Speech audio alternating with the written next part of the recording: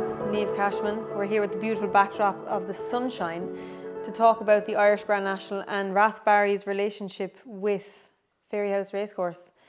Goes back a while, Niamh. Why did the Cashman family get involved with Fairyhouse? I suppose it kind of all stemmed from the fact that I would have worked with Tattersalls back in the day, a million years ago now, and I struck up a great friendship then with Peter Rowe. He was in Fairyhouse at that time, and I think he was doing a bit of work placement or something, and we were great pals. And then when Peter actually went on board with Fairyhouse, and he approached me and said, would you be interested?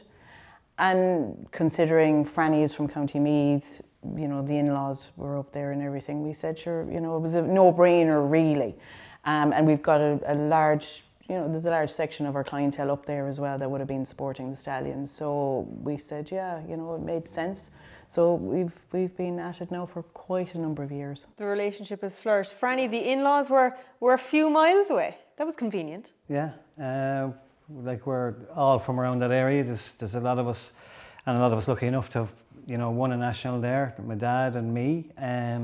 We're about 10 miles from it, and of course the legacy of the Drapers. Yeah, and the Woods family, you mentioned your dad and yourself, both multiple winners of the Irish Grand National itself. Must be some great memories there. Yeah, and we're going there since we were kids. We were in the hurdy-gurdies out the back, down at the last fence, as nippers now used to come in.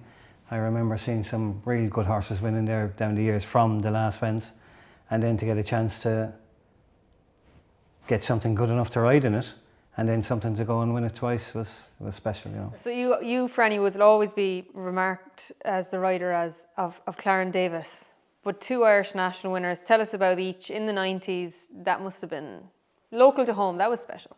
Yeah, Peter McQuarrie's horse, Son of War, for the O'Briens. His grand horse.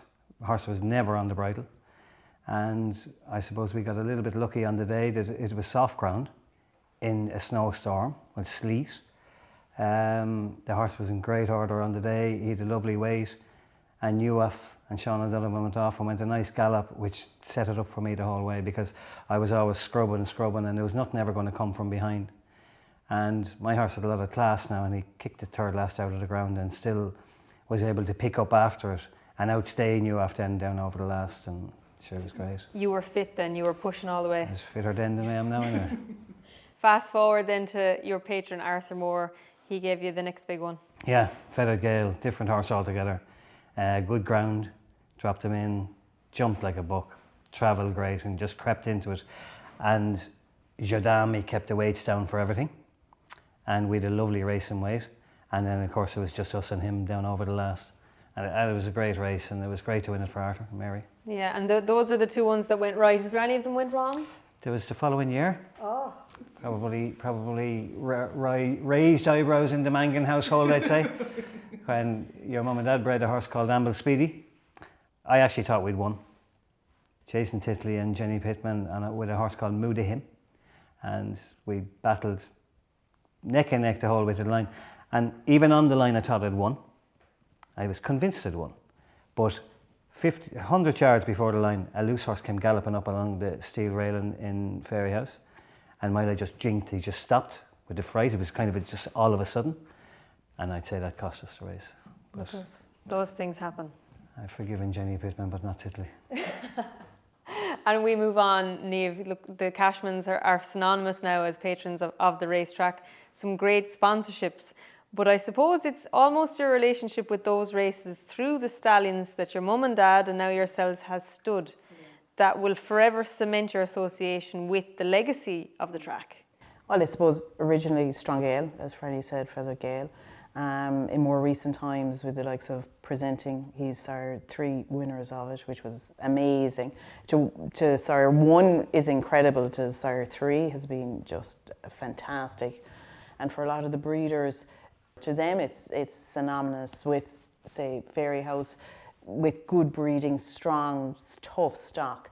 And that's what we would like to think that we have supplied with our Stallions. Yeah, that's everything a national breeder wants, isn't it? And with presenting, you know, he was the first stallion you stood in Glenview, is that right, in 91? Yeah, he would have been, and there would have been Ferrante with him. It's built all the way through, and even today, if you open the paper and you're looking ahead to Cheltenham, as a dam sire is represented across the board. He's what, Banbridge, Conflated, Home by the Lee, all those horses going next March with a chance. It's fantastic.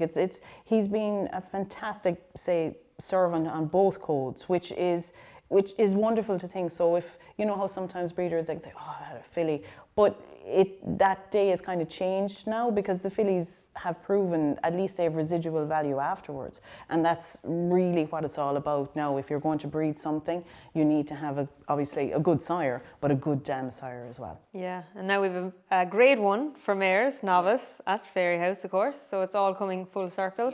Yeah. We can look forward to a flourishing relationship between the Cashmans and Fairyhouse going forward. If Peter Rowe plays his cards right, I'm sure it'll be a long future ahead. Yeah, definitely. If he plays his cards right. But he will.